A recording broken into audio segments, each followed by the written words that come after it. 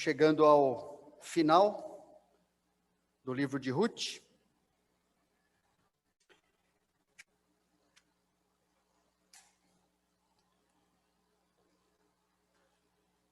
E vamos ler os últimos versículos do capítulo 4, né? Versículos 18 a 22. Nós vimos... Você está pegando aí o... A rebelde, o apresentador. Aqui está ligado, mas está alguma...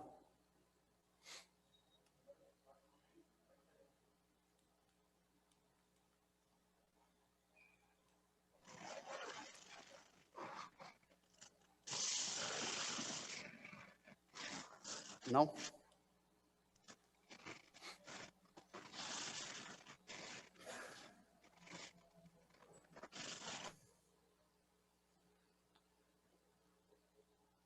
Tá bom. Obrigado. Agora foi. Valeu. Nós dividimos esse livro de Ruth de 4 capítulos em 10 capítulos da novela. E nós vimos que a fidelidade de Deus foi manifesta de diversas formas em conduzir as nossas vidas, através do modelo, do exemplo da vida daquelas pessoas.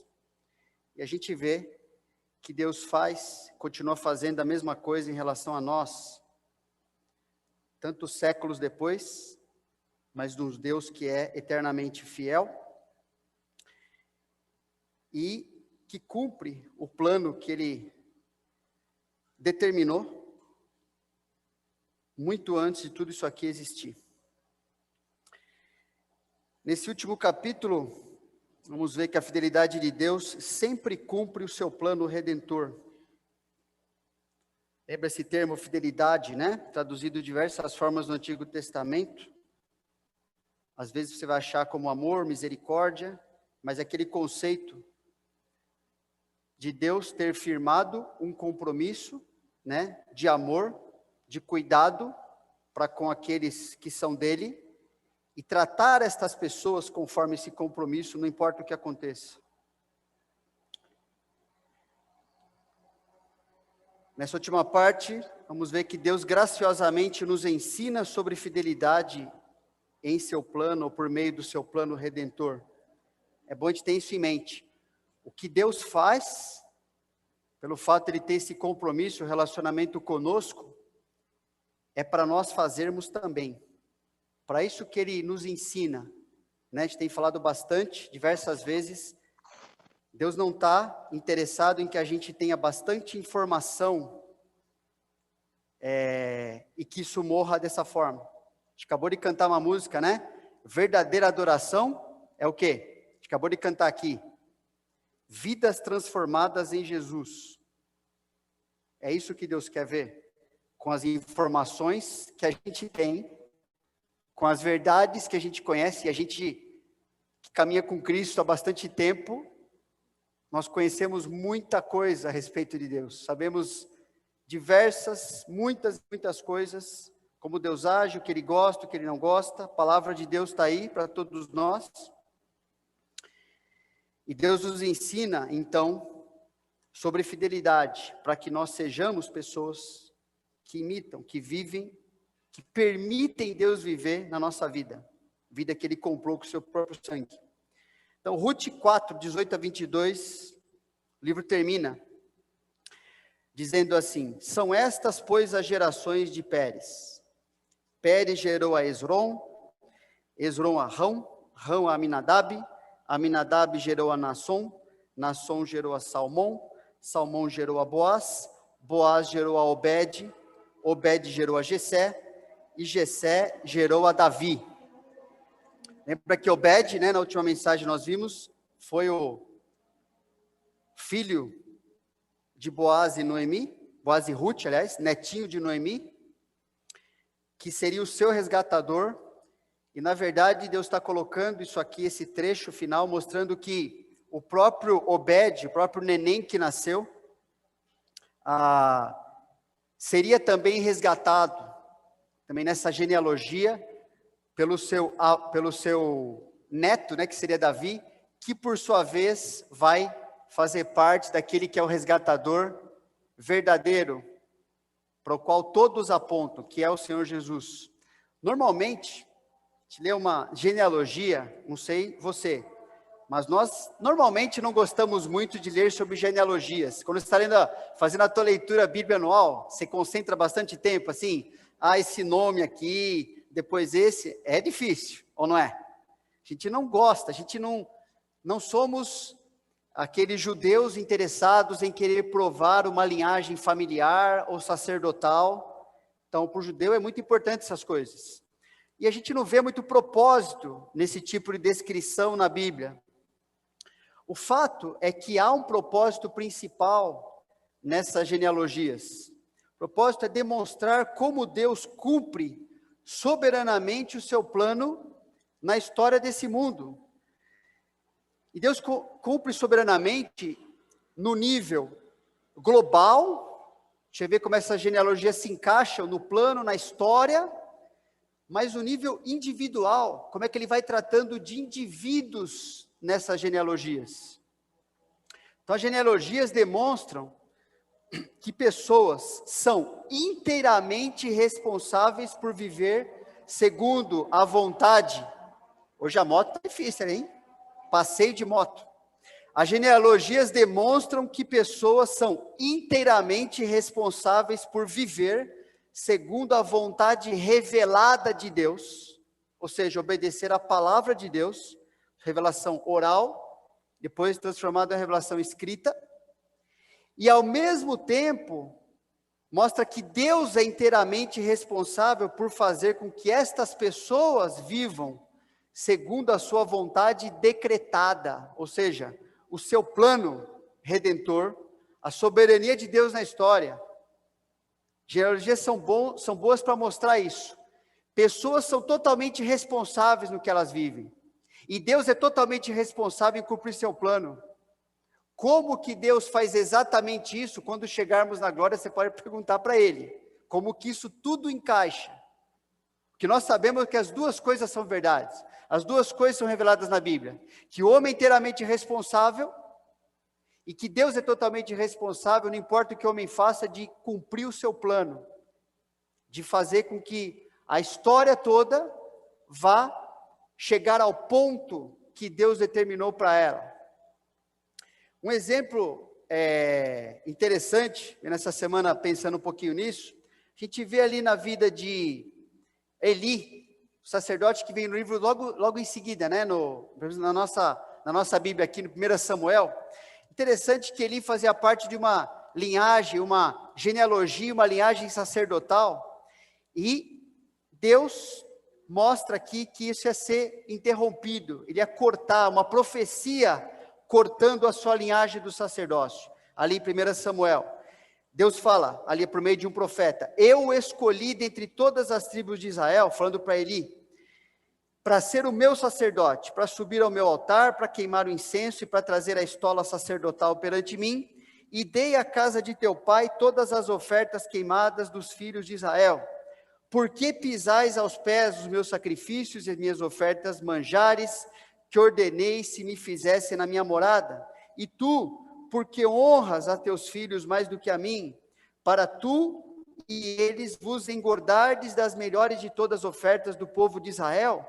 Portanto, diz o Senhor, Deus de Israel, na verdade, dissera eu que a tua casa e a casa de teu pai andariam diante de mim perpetuamente. Porém, agora, diz o Senhor, longe de mim tal coisa, porque aos que me honram, honrarei. Porém, os que me desprezam serão desmerecidos. Deus mostra o quê? Existe um plano, e Eli estava incluído naquele plano, pela graça de Deus, ele estava vivendo ali. Só que nesse plano, há instruções, a regra, a palavra de Deus é essa instrução.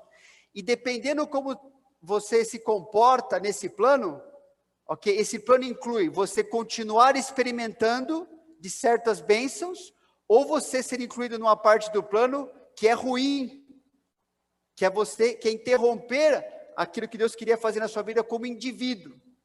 Ok? Mas o plano de Deus permanece. E mais para frente a gente vê o quê? Que isso aconteceu, né? Então suscitarei, ou seja, a promessa continua. Então suscitarei para mim um sacerdote fiel, que procederá segundo o que tenho no coração e na mente, edificar-lhe-ei uma casa estável, e andará ele diante do meu ungido para sempre. O plano, Deus fala assim, eu vou cumprir a minha vontade, e vou tratar de indivíduos dentro desse plano. Aí mais para frente, lá em 1 Reis, quando Salomão estava ali, iniciando o seu reinado, a gente vê o cumprimento dessa profecia, né? Ali fala o seguinte, e Abiatar era um sacerdote da linhagem de Eli, da mesma família, e Abiatar tinha se associado, se macumunado ali com Adonias, um dos filhos de Davi, que Deus falou que não ia ser rei, ia ser Salomão. Aí, para o rei ser rei, precisava ter um sacerdote, aí então o sacerdote decidiu se unir com Adonias. Isso estava errado. E a Abiatar, o sacerdote, disse o rei Salomão, vai para Anatote, para teus campos, porque és homem digno de morte. Porém, não te matarei hoje, porquanto levaste a arca do Senhor diante de Davi, meu pai, e porque te afligiste com todas as aflições de meu pai. Estava andando bem até um certo momento na sua vida. Expulsou, pois, Salomão a Abiatar, para que não mais fosse sacerdote do Senhor, cumprindo assim a palavra que o Senhor dissera sobre a casa de Eli em Siló. E, pode dar mais um clique aí, por favor? Em lugar de Joabe, constitui o rei por comandante do exército Abenaia, filho de Joiada, e em lugar de Abiatar, aquele sacerdote, constituiu a Zadok por sacerdote. E o plano de Deus vai em frente. Tanto Eli quanto Abiatar provaram da graça de Deus, mas foram retirados do sacerdócio por ambos terem decidido viver contrário às instruções do plano de Deus. Isso ajuda a gente a entender, irmãos, que Deus é o centro da história. Aceitar que Deus é o centro da história, de todos os homens, e que seu plano redentor é a maneira como Deus conduz todas as coisas, nos ajuda a lembrar que toda a nossa vida acontece segundo a vontade de Deus. A questão é, o que eu vou experimentar da vontade de Deus? Porque eu sei que Deus preparou para nós, o que Deus revelou para nós, existe uma vida melhor, existe uma vida ideal que eu preparei para os meus filhos e minhas filhas. A questão é que, por causa das minhas decisões, se eu vou continuar experimentando isso ou não. Oposto à história do sacerdote Eli, temos o livro de Ruth, a vida dessa mulher, a vida de Boaz, a vida de Noemi ali, que demonstra que pessoas comuns, pessoas improváveis de serem usadas por Deus, o que acontece? São incluídas, elas começam a aparecer dentro de uma linhagem que agrada a Deus. E aparecem por meio do quê? Por meio da sua fé, por meio da confiança. Confiança em Deus é obedecer a palavra de Deus. Então, por meio da maneira como elas falam assim, é assim que eu vou viver segundo as instruções de Deus, as suas vidas, que ninguém nem sabia quem eram, pessoas altamente improváveis de participar numa história, como assim, pessoas que aparecem, são registradas aí na história redentora de Deus, elas começam a aparecer. Por quê? Porque elas começam a viver segundo as instruções claras da palavra, ou seja, a vontade revelada de Deus para elas é suficiente para elas viverem. E por uma vontade decretada de Deus, o seu plano, elas começam a aparecer dessa forma na história. E elas têm suas vidas transformadas e se tornam instrumentos da graça de Deus nesse plano redentor. A genealogia no final do livro de Ruth demonstra o propósito principal do livro, Demonstra Deus como o centro dessa história. Deus conduzindo o seu plano redentor na história. Percebe? Ele começa ali de gerações. Gerações porque Pérez, lembra? Pérez tinha a ver com essa família, essa linhagem também. E foi um filho gerado da mesma forma que a gente já falou, né, no relacionamento de Judá com Tamar, o relacionamento do levirato, que já vimos sobre isso. E mostra que dali para frente, a linhagem que está aqui não estão citadas todas as pessoas, todas as gerações. Estão citadas algumas que Deus decidiu colocar nessa história aqui. Mas é uma história bem parecida. Pessoas que foram geradas e começaram de uma forma meio esquisita, mas por seguirem as instruções de Deus, começaram a se destacar. Deus destacou essas pessoas dentro do seu plano. Então essa genealogia no final do livro demonstra isso.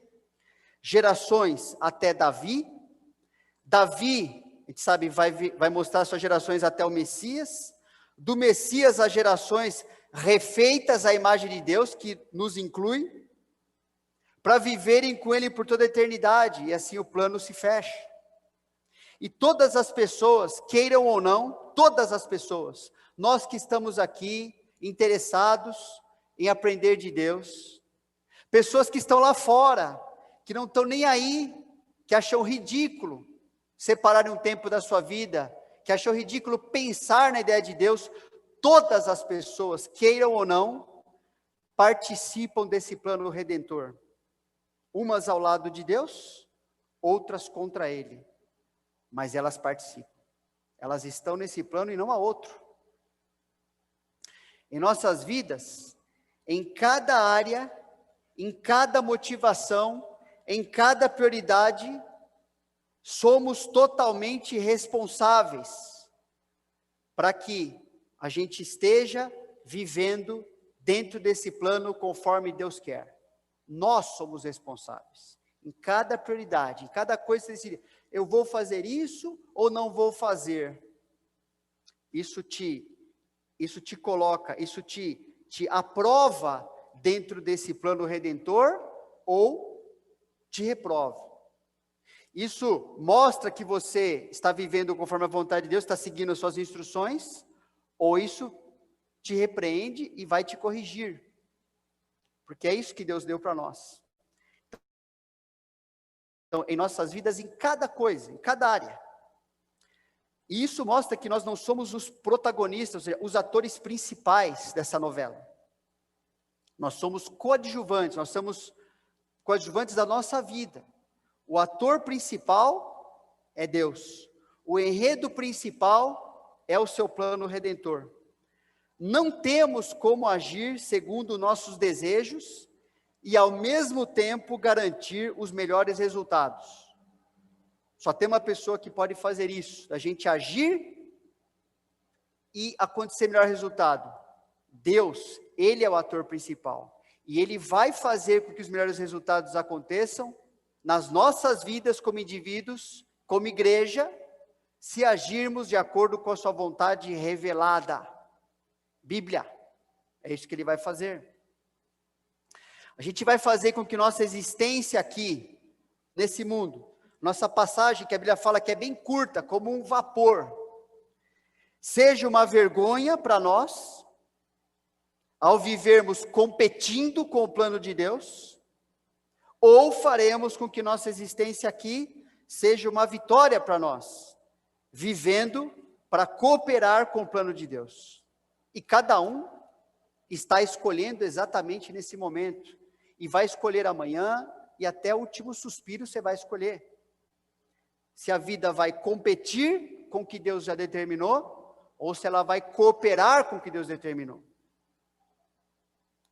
Esse trecho, eu gosto muito desse trecho, me ajuda muito a procurar colocar a vida no alinhamento. Porque trecho de certa forma também tem a ver com o livro de Ruth que nós estamos vendo, né? Porquanto a graça de Deus se manifestou salvadora a todos os homens, educando-nos para que, renegadas a impiedade e as paixões mundanas, vivamos no presente século, sensata, justa e piedosamente. O que será que significa isso? Será que a gente poderia traduzir viver de maneira sensata, justa e piedosa? Será que poderia ser colocado como viver de acordo com o plano redentor de Deus? Sim ou não? Será que isso aqui é viver assim? Como é que se eu preciso ser reeducado, significa que Deus, quando me alcançou um mal educado. E Ele precisa educar. E à medida que eu sou corrigido, que eu alinho a minha vida vivendo biblicamente, então eu estou vivendo de maneira sensata, justa, piedosa, como Deus quer, fazendo o que Ele quer, sendo usado da maneira como Ele planejou para mim. Pensa, e eu não tenho controle disso. Eu não sei qual vai ser a próxima situação que Deus vai colocar para mim. E nem preciso me preocupar com isso. Porque essa é a vontade o quê? Decretada, que eu não tenho conhecimento, só quando ela acontece, só depois que aconteceu. A minha garantia é viver conforme a vontade revelada de Deus para mim.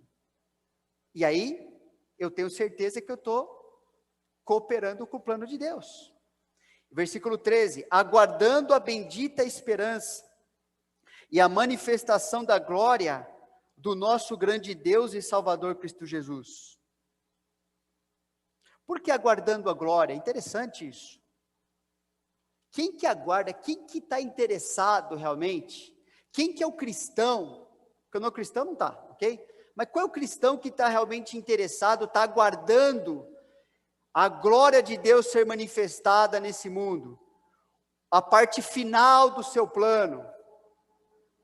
Gente, é o cristão que está vivendo o plano hoje, no presente século, enquanto eu estou aqui, de maneira a glorificar a Deus, hoje, amanhã, depois de amanhã.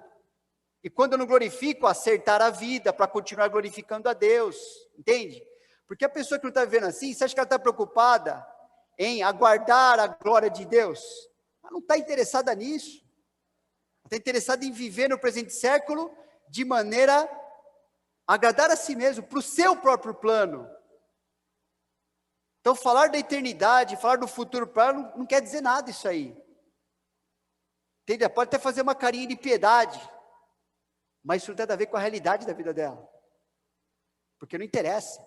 Se interessasse a eternidade, se interessasse ser aprovado, chegar diante de Jesus e falar, nossa, foi bom ter chegado de acordo com o teu plano, o que ela estaria fazendo hoje?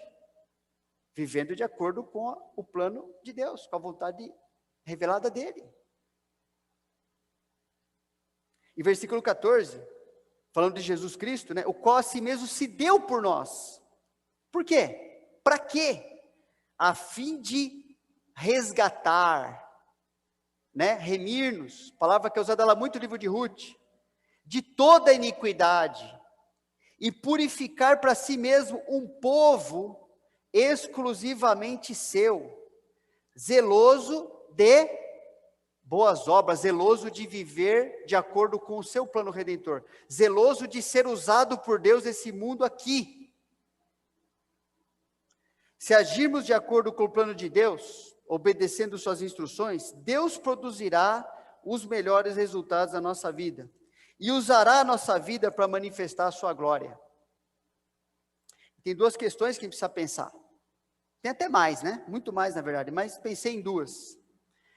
Na IBNA, como cada ministério, como cada relacionamento aqui que nós temos, está cooperando com o plano redentor de Deus.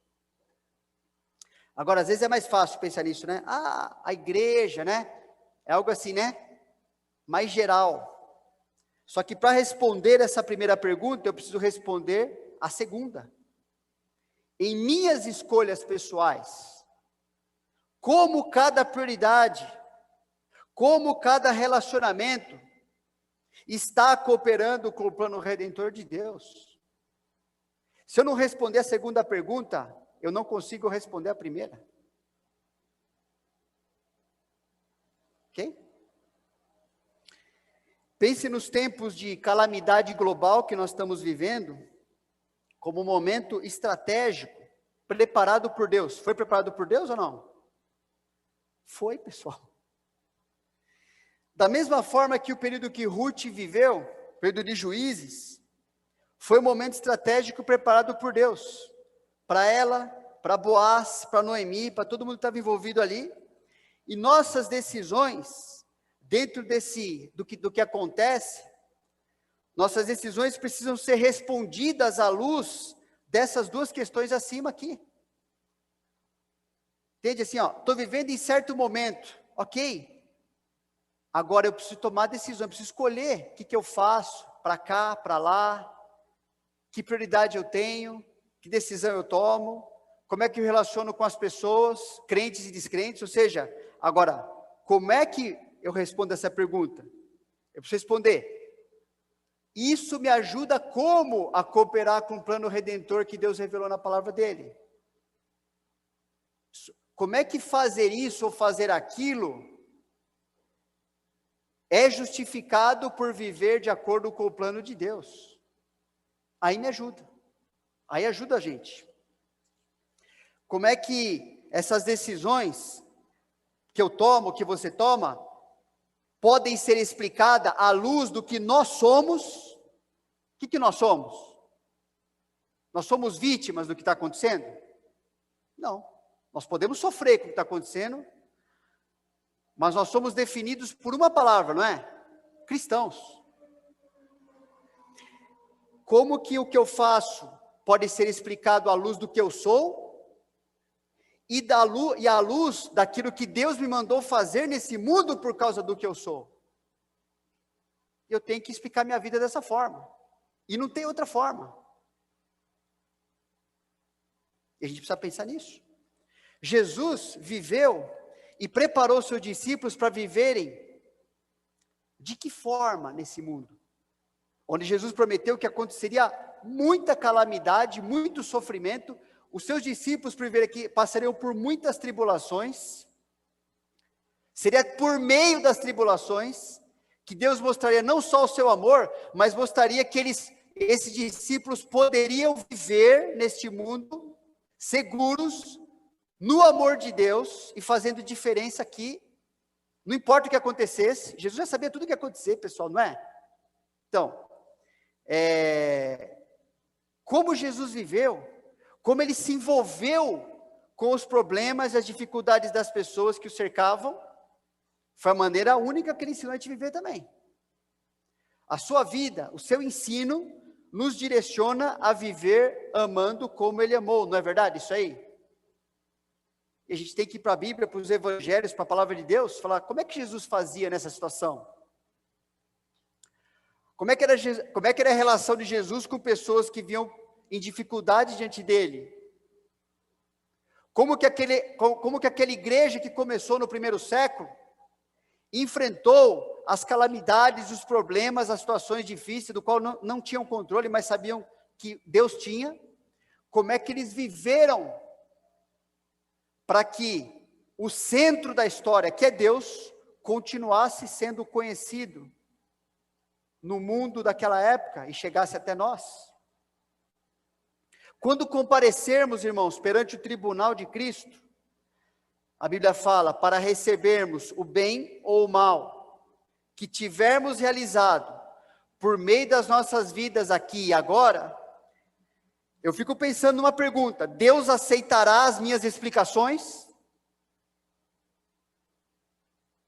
Elas serão encaradas por Deus como sabedoria, como amor, ou serão uma justificativa inaceitável? Eu preciso pensar nisso, você precisa pensar nisso. A resposta disso aqui está diretamente ligada à forma como cooperamos e ensinamos outros a cooperarem com o plano de Deus em Cristo. Deus não me cobrará por algo que eu não tenho controle. Sabia disso? Deus não vai te cobrar disso. Porque isso é a vontade decretada de Deus. Deus não vai te cobrar por você saber se o seu relacionamento com as pessoas, se você não tem como saber se o relacionamento com elas tornou elas doentes da Covid ou não tornou. Deus não tem como cobrar de você isso aí, sabia? porque isso não é meu papel. Deus não colocou esse peso sobre mim. Lógico, a gente toma certas medidas, prudência, amor cristão, ótimo, mas Deus não vai me cobrar disso, porque Ele não falou que esse papel é meu, não compete a mim, eu não tenho controle de nada disso. Mas Deus vai me cobrar daquilo que eu tenho controle. Como que eu me envolvi, como que minha vida serviu para me envolver com essas pessoas, doentes ou sãs, espiritualmente todas doentes. Disso Deus vai me cobrar, porque isso Ele revelou que eu sou responsável. Como iremos convencer a Deus que não fizemos a sua vontade revelada, ou seja, a obediência bíblica, porque tivemos opiniões, decisões diferentes, às vezes individualistas, em relação à sua vontade decretada, que eu não tenho controle. Entende? Eu não vou conseguir explicar isso diante de Deus. Eu só vou conseguir explicar como eu obedeci a sua vontade revelada. Como minhas ações podiam ser explicadas por meio da sua vontade revelada e do seu plano redentor nesse mundo. Isso eu vou ter que explicar para Deus. Se pedir explicações para você, para mim, nós só podemos explicar, irmãos, nossa vida, a maneira que a gente vive e decide as coisas, pelo nosso compromisso em sermos cristãos. E que Deus nos deixou aqui nesse mundo para mostrarmos a sua graça salvadora e transformadora. E não tem pergunta, não tem resposta fácil muitas vezes. Como eu falei algum tempo atrás, nós vamos ter que pensar junto em algumas coisas, nós vamos ter que ajustar nossas vidas juntos em várias coisas, mas o alvo vai ter que ser esse. Eu vou ter que explicar e você vai ter que explicar, porque fazer isso ou fazer aquilo coopera ou compete com o que Deus determinou para nós. Nós vamos ter que... É assim que a gente vai caminhar, e é assim que Deus espera. Talvez no plano de Deus, fiquei pensando nisso, nós sejamos a última geração de atalaias, a avisar e convocar as pessoas a se arrependerem de seus pecados, morrerem para si mesmas e se tornarem discípulos de Jesus. Eu não sei, mas não é possível isso acontecer? Não é possível que a gente seja a última geração nesse mundo que Deus vai usar como atalaias, fala, olha pessoal, a porta da arca vai fechar. Está fechando. Mas Deus vai usar como atalaias aqueles que morreram para si mesmos. Aqueles que já entregaram, estão entregando diariamente, né, suas ansiedades, suas incertezas, os seus direitos, suas opiniões, suas preferências, tudo lá no altar de Deus. Fala assim, ó Deus, seguinte, o Senhor falou para viver assim que eu não sei, tem decisões que eu não tenho controle nenhum, assim, consequências que eu não tenho controle nenhum, eu vou decidir conforme o Senhor colocou na Bíblia para mim. Então, eu não sei o que vai acontecer com a minha vida, o Senhor sabe, e eu vou agir conforme as claras instruções de Deus que o Senhor deu para mim, como parte do teu povo de Deus. E assim que eu vou viver, e assim que eu vou justificar. Se perguntarem por que eu vivo assim o assado, eu tenho que explicar dessa forma. Percebe? Foi exatamente assim que uma Ruth viveu naquele tempo lá atrás. Que controle, quando Noemi veio com aquela lista de medos que ela tinha, e que não tinha como, não é querer fazer com aquele monte de situação que não tinha controle. O que a sua nora Ruth fez? Ó, uma coisa eu sei, eu vou seguir Deus, e a gente vai agir de acordo com o que Ele manda a gente fazer aqui. Vamos ver o que dá. E a gente tem o registro de como a fidelidade de Deus ensinou essas mulheres, ensinou Boaz, ensinou quem estava ali, a maneira de viver, como viver, seguindo o que Deus falou. Agora, gente, isso não é novidade, não é novidade, eu não estou falando nada de novidade aqui. Mas nós precisamos ouvir as mesmas coisas, né, muitas vezes, eu e você. Você será uma pessoa que irá morrer para si mesmo, a fim de viver algo que ainda não viveu com o seu Salvador? porque essa é a pessoa que Deus vai usar. Essa é a genealogia que Deus quer destacar no seu plano redentor. Vamos orar? Senhor Deus, queremos te agradecer pela tua palavra, por esse livro de Ruth. Há muitas coisas que nós não colocamos aqui,